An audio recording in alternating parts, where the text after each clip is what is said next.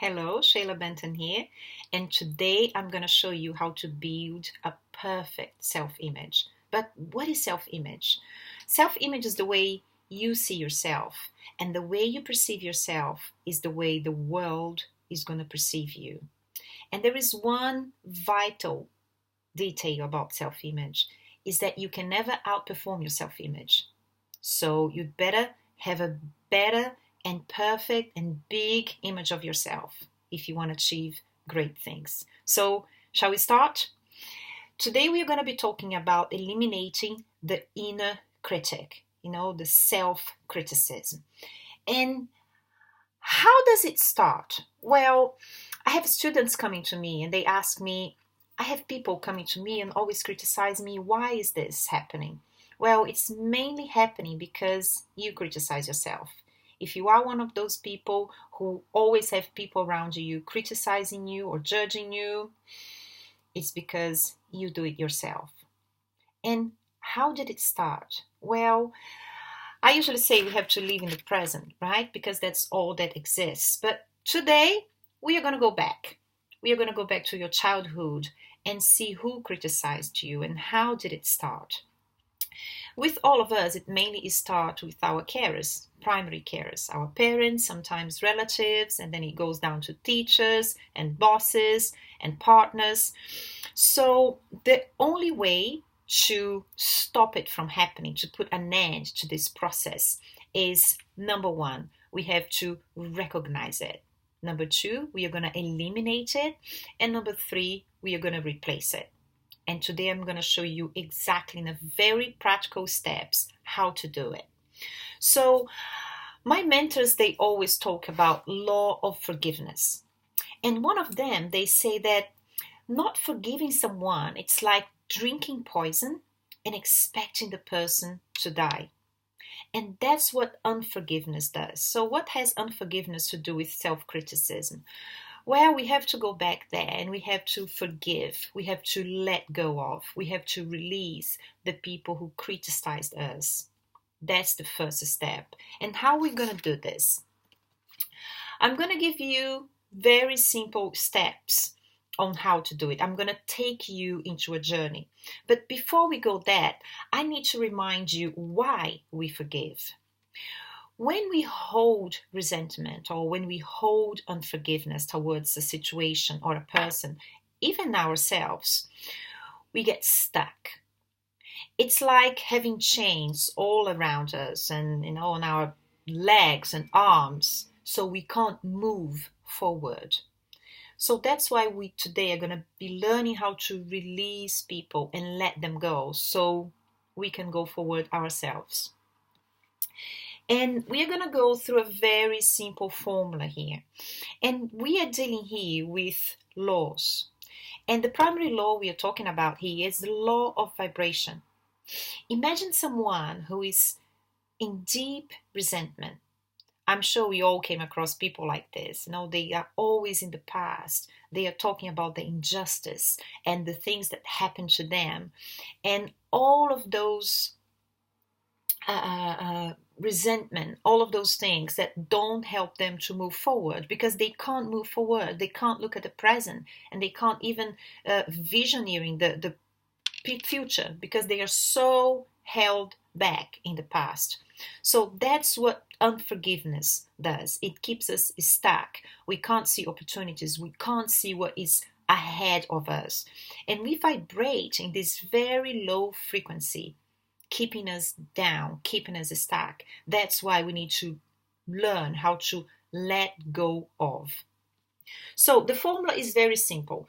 What you're going to be doing this week, you're going to be working with 3 steps. We are going to go through law of forgiveness. We're going to be listening to an audio for the next 7 days. And then we are going to be writing letters. And then we are going to be burning them. It sounds a bit bizarre, but bear with me. With this video, I'm going to be sending you an audio and you can contact me so to have access to this audio. And what's going to happen, you're going to listen to this audio for the next 7 days. And as you listen to it, you're going to realize that people and events, they're going to pop into your mind Don't resist it. Just let it come. Remember the first step? Realize we need to recognize what is really bothering us and how this unforgiveness always started. So once you listen to this audio and let those feelings to come to the surface, whoever comes and whatever circumstance, whatever event comes into your mind, you're going to write a letter to this person. It doesn't matter if the person is still here or not. You're going to write a letter as if the person was there in front of you. And you're going to start this letter by saying, "Dear John, I forgive you of," and then you're going to list the things. And it's very normal if during this stage you're going to feel all of those feelings, just coming to the surface, bubbling up. And resentment and frustration and anger and hatred will come. And just don't block anything. Just let it come. Don't judge these feelings. They need to come out. And as they come out and you write about it, there'll be a time when you're going to say, "And John, I'm grateful for this." And then you make a list of things that this person or this situation helped you with. I'm sure beautiful things came out of it. That's what you're going to do. So here's an example of what you can write. I was brought up with a lot of criticism. My dad was very critical and always telling me off in front of people. So when I wrote the letter to him, something more or less like this came up. "Dear Dad, I want to forgive you today. I forgive you for all the time you criticized me. You never saw anything good in me. You would tell me off in front of people, and that would make me very embarrassed and small. And I hated when you did that. So this is the forgiveness process I need to realize." And after that, I said, "But you know what, Dad? I'm also grateful. I'm grateful because I know that you did your best. I know that you loved me and your intention was to protect me. Your intention was to encourage me to do more and be more. And that was the only way you knew of." And I would finish this letter with something like, "Now, Dad, I release you from any resentment that I held against you. And I also release myself to go free to be what I want to be.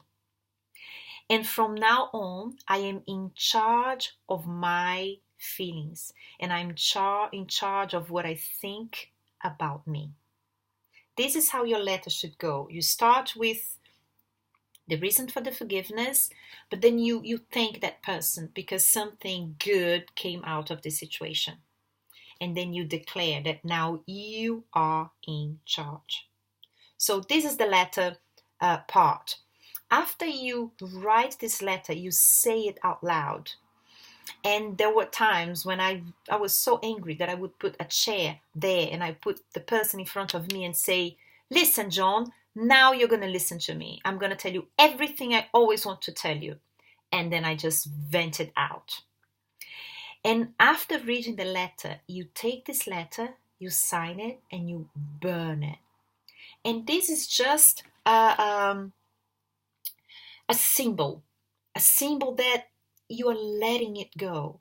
And I usually take the ashes and spread in the air and say, now all the resentment, all the unforgiveness, all the judgment is going back to where it came from. And that's what you have to do. And watch out the breakthrough that it's going to come out of this action. And one thing that I would like to put out there is that the easiest way for me to let go of something is when I stop judging it. Oh, this is bad. What you did was bad. What you said was bad. At the moment that the judgment ceases, the forgiveness, it comes easier. Okay? So this is the first step to build the perfect self-image you want. If you need any help, contact me, and I so look forward to our week 2 on how to build your perfect self-image. Shayla Benton here, helping you to recognize your unique mind. I'll see you soon. Bye-bye.